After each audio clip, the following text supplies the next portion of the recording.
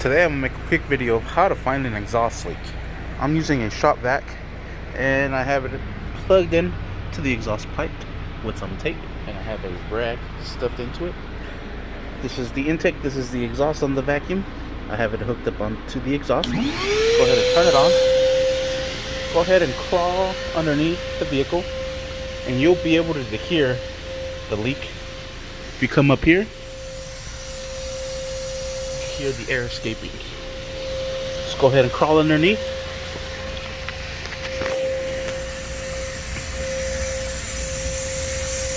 You can hear it escaping right here. And it's actually coming right from this end, on this side.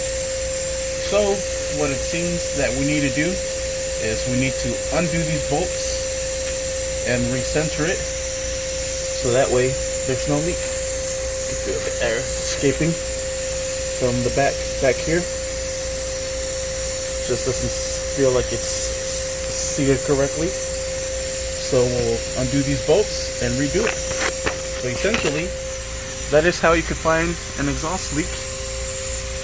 You can see if you hear anything else.